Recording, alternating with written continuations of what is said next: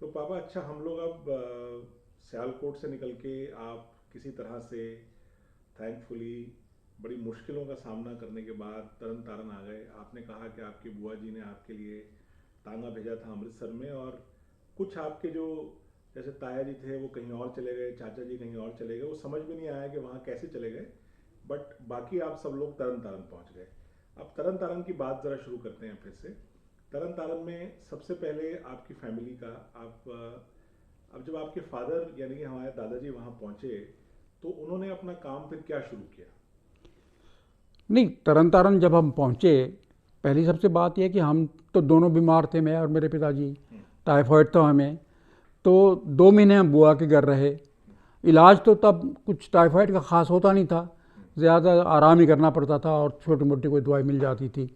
तो 2 महीने हम बीमार रहे। तो 2 महीने के बाद हमने फिर किराए पे घर ले लिया। तो पहले तरन तारन के बारे में बताऊं कि तरन तारन जो है एक सिखों के लिए और औरों के लिए भी एक बहुत धार्मिक स्थान है। वहाँ का गुरुद्वारा जो गुरु अर्जन देव ने बनवाया था बहुत मशहूर है। दूर दूर से सिख लोग दर्शन करने आते हैं। और ख़ास कर सोमवारी अमावस्या के दिन, जब कोई अमावस सोमवार को पड़ जाए, तो आसपास के जितने भी जाट होते थे आसपास के गांव से, और उस दिन सारे वो तरन तारन आते थे गुरुद्वारा देखने, दर्शन करने। और शहर में इतना रश हो जाता था कि शहर के लोग जो हैं वो बाहर निकलना बंद कर देते थे। उनको ये थी कि आप बाहर मत निकलो क्योंकि बहुत शहर में रश है। तो दूसरी बात ये थी कि जो है थोड़ा चूँकि छोटा था लेकिन आबादी काफ़ी थी, तो थोड़ा रश भी सियालकोट से ज़्यादा था। सियालकोट जहाँ तक मुझे याद है, जहाँ हम रहते थे या जहाँ पिताजी की दुकान थी, जिस रास्ते से हम जाते थे, वहाँ इतना रश नहीं था, इतने लोग नहीं होते थे। यहाँ पर तो हम गुरुद्वारा के रास्ते में बहुत रश होता था। बहुत लोग थे जो शहर में रहने वाले थे। शहर के एरिया छोटा था लेकिन पॉपुलेशन काफ़ी थी, तो डेंस पॉपुलेशन थी। और तो गली जो जहाँ हम रहते थे वो तो हमें मैंने तुम्हें दिखाई थी। वो गली छप्पर वाली कहलाती थी, अब भी है वो मौजूद, जो हमने देखी थी थोड़े दिन पहले। तो उस गली में तरह तरह के लोग रहते थे। ज़्यादातर बिजनेसमैन थे। जो यंगर लोग थे वो कुछ एक आध नौकरी करने वाले थे। बाकी तो कोई किसी की दुकान थी, किसी का बिजनेस था। जो मेरा एक दोस्त था सरदार, उसका नाम प्रितपाल सिंह था, उसके पिताजी का जो पुरानी कचहरी है उसके सामने उनकी दुकान थी सोडा फाउंटेन की।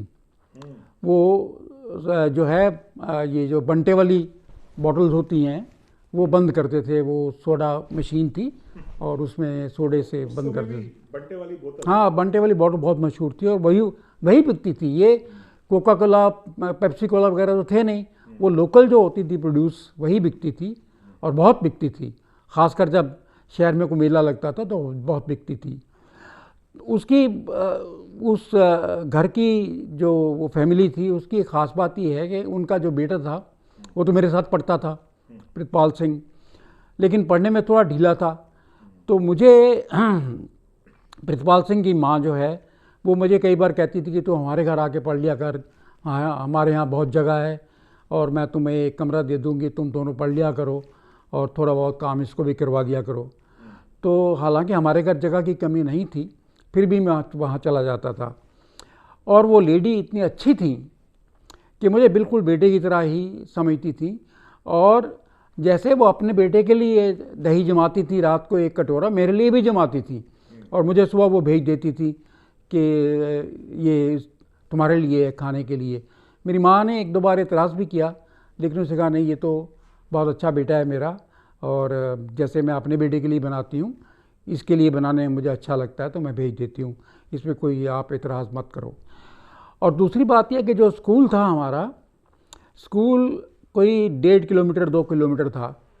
कोई पब्लिक ट्रांसपोर्ट तो थी नहीं, ना कोई स्कूल की ट्रांसपोर्ट होती थी, तो हम पैदल ही जाते थे। कोई 15-20 मिनट लगते थे और 15-20 मिनट पहले घर से चलना पड़ता था क्योंकि जो हेडमास्टर थे स्कूल के, स्कूल का नाम था municipal board high school, MB high school. तो यहाँ आपका दाखिला हुआ कैसे? अपने आप हो गया, मतलब आप गए? और हाँ, वो उस वक्त पंजाब गवर्नमेंट ने वो एकेडमिक ईयर जो था 47-48 उसको 3 महीने के लिए बढ़ा दिया था, ताकि जो बच्चे बाहर से आए हैं रिफ्यूजी बच्चे, वो उनका साल ज़ाया ना हो।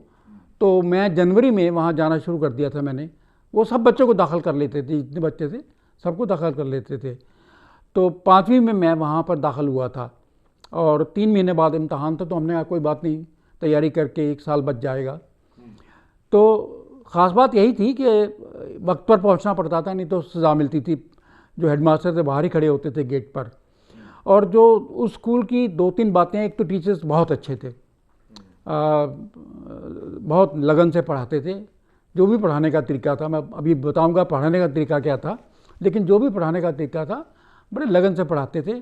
और मुझसे ख़ास उनका प्यार हो जाता था, क्योंकि मैं पढ़ने में अच्छा था। तो मुझे वो कई बार जो है, जहाँ हमारे पिताजी का भी काम करते थे, वहाँ दुकान पे भी आ जाते थे बताने के लिए कि ये कितना अच्छा है। तो टीचर्स बहुत अच्छे थे, ख़ासकर मुझे तो बहुत अच्छे लगते थे। लेकिन ये बाद में जो है उनका मेरी वाक़फ़ियत हुई उनसे मेरी। पहले दिन या दूसरे तीसरे दिन जब मैं स्कूल गया, तो हमारा स्कूल जो था वो रेलवे लाइंस के पैरेलल था, और हमारी ये क्लास फर्स्ट फ्लोर पे होती थी, और वहाँ रेलगाड़ी आती जाती नज़र आ जाती थी।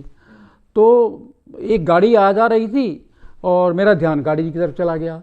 स्कूल में पढ़ाई हो रही थी। पढ़ाई कैसे होती थी कि टीचर ने एक बच्चे को खड़ा कर दिया, ज्योग्राफी की क्लास थी, कि तू पढ़। उस इनफैक्ट पद्धति का नाम ही पड़ गया, तू पढ़। तो एक बच्चा पढ़ता था और सारी क्लास उसको सुनती थी। टीचर कोई एक्सप्लेनेशन नहीं देते थे, कुछ नहीं करते थे। वो बैठे रहते थे अपने कुर्सी पर और बच्चों को कहते तुम सुनो। एक बच्चा पढ़ता है, वो बारी बारी सब बच्चों को कहते पढ़ने के लिए, और बच्चों को बता दिया इस पेज से पढ़ना है। वो पेज से पढ़ता था और बच्चे सारे सुनते थे। ये पढ़ाई का तरीका था। तो मेरी जो है नज़र पड़ गई गाड़ी पर, और मेरी अटेंशन उधर चली गई। तो ये टीचर साहब, इनका नाम जगन्नाथ था, टीचर साहब उठे और मेरे पीछे आके मुझे अपने पाँव से धक्का दिया। और मैं तो बीमार ही से उठा ही था, कमज़ोर था, मैं एकदम वहाँ ढेर हो गया, गिर गया। पर जो है घर जाके मेरी बताने की हिम्मत नहीं हुई, क्योंकि ये था कि घर जाके बताओगे तो और मार पड़ेगी। पिताजी कहेंगे आपने शरारत की होगी, कुछ बदमाशी की होगी, इसलिए जो है आपको ये मार पड़ी है। लेकिन किसी और बच्चे ने जाके बता दिया। लेकिन हमारे पिताजी स्कूल नहीं गए। माँ ने कहा भी कि जाके पता तो करो, ये इतना कमज़ोर बच्चा था, इसको क्यों मारा। तो कहना नहीं, मैं नहीं जाऊँगा। बच्चे को मारा तो ठीक ही किया होगा मास्टर ने, मास्टर तो अच्छे होते हैं। तो मैं कंट्रास्ट आजकल देखो, आजकल किसी बच्चे को सज़ा मिल जाए, उसके पेरेंट्स एकदम टीचर के पास पहुंच जाएंगे, प्रिंसिपल के पास पहुंच जाएंगे, स्कूल इंस्पेक्टर के पास पहुंच जाएंगे कि देखो जी हमारे बच्चे को सज़ा दी है और ये किया वो किया। तब के पेरेंट्स जो हैं, इतना विश्वास था उनको टीचर्स के ऊपर कि टीचर्स गलत काम नहीं करेंगे, टीचर्स किसी को बच्चे को ऐसे सज़ा नहीं देंगे जब बच्चा शरारत नहीं करेगा। तो इसलिए मेरे पिताजी वहाँ नहीं गए कहने के लिए कि टीचर के कि आपने इनको क्यों मारा, क्यों सज़ा दी इनको। खैर वो तो 3 महीने बाद जब रिज़ल्ट निकला तो मैं तो क्लास में अव्वल आ गया। तो वो जो टीचर थे, माफ़ी तो खैर मांगना बड़ी मुश्किल बात थी उनके लिए, टीचर्स के लिए उस ज़माने में, लेकिन इतना ज़रूर था, उन्होंने मुझे कहा कि बच्चे मैंने तुम्हें मारा, मारना नहीं चाहिए था। इतना उसके मुंह से ज़रूर निकला। और उसके बाद उन्होंने मुझे कभी, वो 3-4 साल 5 साल में स्कूल में रहा, कभी उन्होंने मुझे ऐसे सज़ा नहीं दी।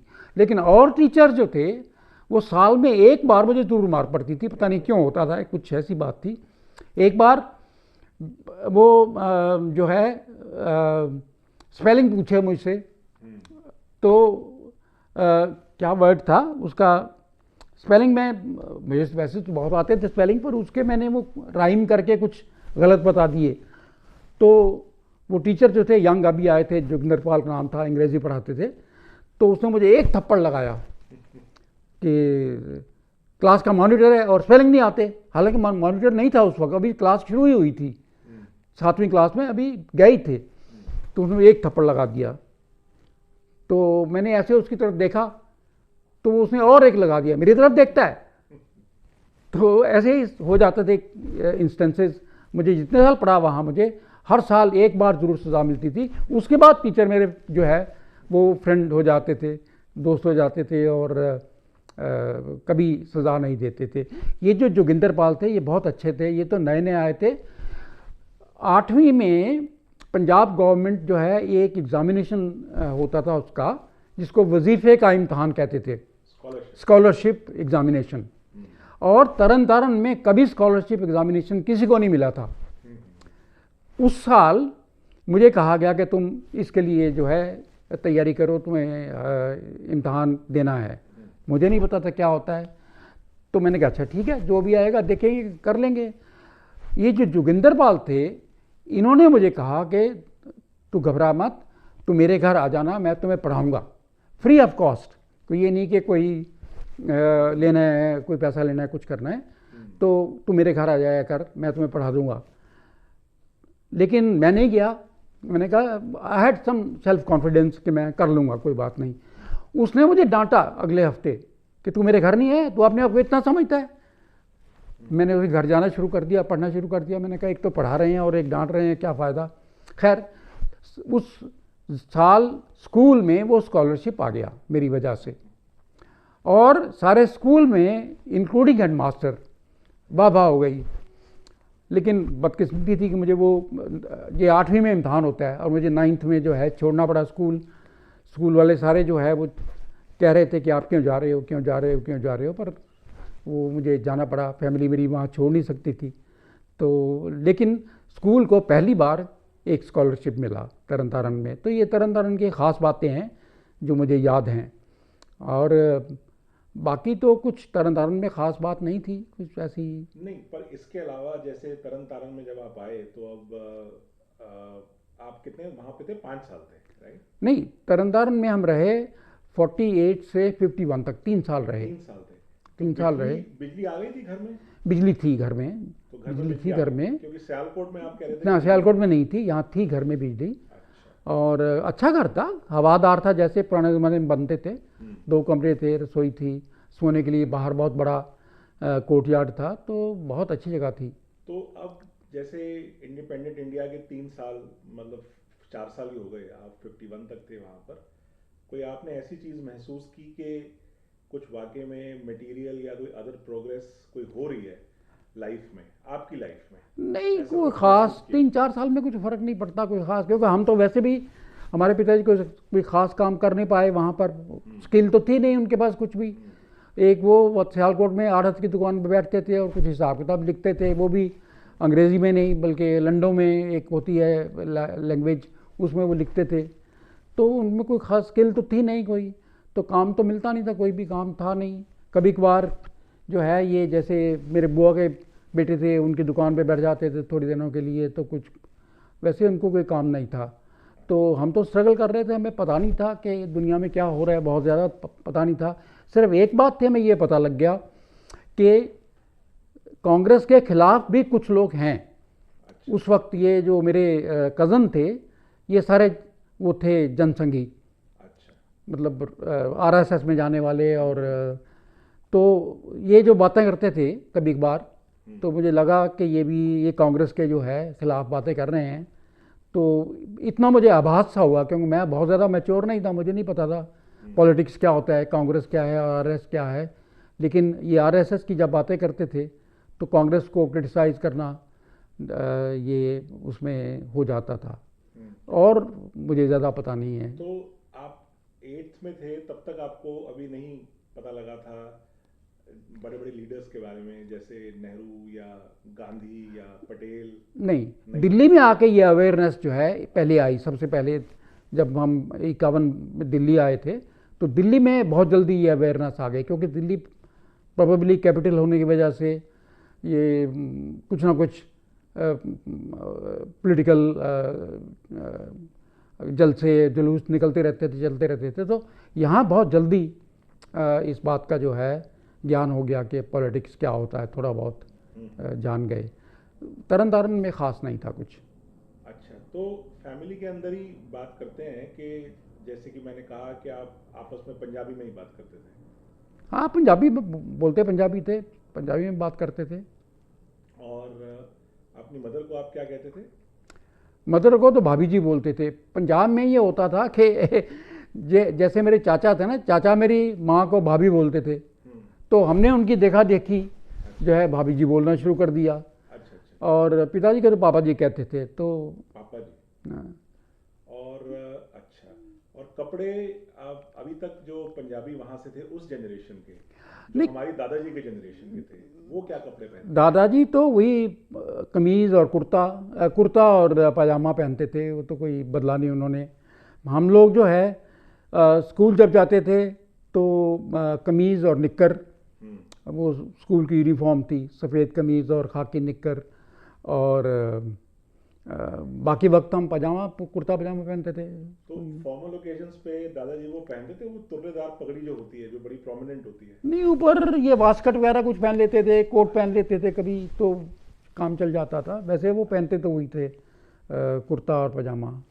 चलो एंड में मैं एक मतलब अगर मैं समेशन करूं तो ये है कि लाइफ जो थी वो पहले जैसी ही थी, और हालांकि तरन तारन आप कह रहे हो कि ज़्यादा उसमें भीड़ भाड़ थी सियालकोट के मुकाबले, और बिजली आ गई थी, और आपका घर शायद पहले से ज़्यादा कंफर्टेबल था, लेकिन लाइफ पहले जैसी ही थी, कुछ खास फर्क नहीं था। नहीं, लाइफ मतलब आउटवर्ड लाइफ कहना चाहिए पहले जैसी थी, लेकिन घर में तो स्ट्रगल बहुत था। अच्छा, घर में स्ट्रगल ज़्यादा घर में बहुत स्ट्रगल करना पड़ता था। लॉस ऑफ वही लाइवलीहुड की वही वजह बात थी, क्योंकि मेरे पिताजी के पास खास काम नहीं था, तो वही मेरी माँ फिर वही कपड़े सीकर और इधर उधर के काम करके कुछ पैसे बनाती थी। तो घर में तो बहुत स्ट्रगल थी। बाहर तो ठीक है, लाइफ वैसी थी जैसे सियालकोट में थी, कोई ख़ास बात नहीं थी। तो एक लास्ट क्वेश्चन इसको ख़त्म करने से पहले कि ये इतना बड़ा इवेंट था पार्टीशन का, अब आपकी फैमिली तो बहुत बड़ी थी, फैमिली क्या बड़ी थी, पूरा एक कम्युनिटी थी वहाँ पर पंजाबियों की, जो वहाँ से बिल्कुल उखड़ के मतलब बिल्कुल बिना किसी रिसोर्सेज के इंडिया आए थे, बड़ी मुश्किल से पहुँचे थे, तो उनमें कोई रिजेंटमेंट नहीं थी इस बात को लेकर? नहीं, कोई रिजेंटमेंट नहीं थी। और मेरे सामने तो वो ज़्यादा बात भी नहीं करते थे घर के बारे में कि हमारा घर वहाँ था और यहाँ कुछ नहीं है हमारे पास। वो मेरे सामने नहीं करते थे। वो इसलिए नहीं करते थे, मैं बताऊँ आपको क्या हुआ। एक बार स्कूल में छठी में या सातवीं में किसी में क्लास में उन्होंने कहा वो बच्चे हाथ उठाएं जिनको फ़ीस माफ़ करवानी है। तो मैंने हाथ उठा दिया। घर में रोज़ सुनता था कि पैसे की कमी है। तो वो टीचर ने मेरा हाथ एक तो नीचे करवा दिया, और दूसरे वो मेरे जाके पिताजी से शिकायत कर दी कि आप ऐसा बच्चों को मत बताया करो, इनमें इन्फेरियोरिटी कॉम्प्लेक्स जो है वो पैदा हो जाएगा, तो ये आप ऐसे मत करो। तो ये दो बातें हुई। तो वैसे स्ट्रगल बहुत थी, इसमें कोई शक नहीं है। तो ज़्यादा इसलिए ज़्यादा क्योंकि घर में इतनी स्ट्रगल थी, सारे जो है वो बिज़ी रहते थे, इसलिए बाहर क्या हो रहा है कोई ज़्यादा नॉलेज नहीं थी हम लोगों को। अच्छा अच्छा, चलो ठीक है, इसको अब यहीं ख़त्म करते हैं। ओके।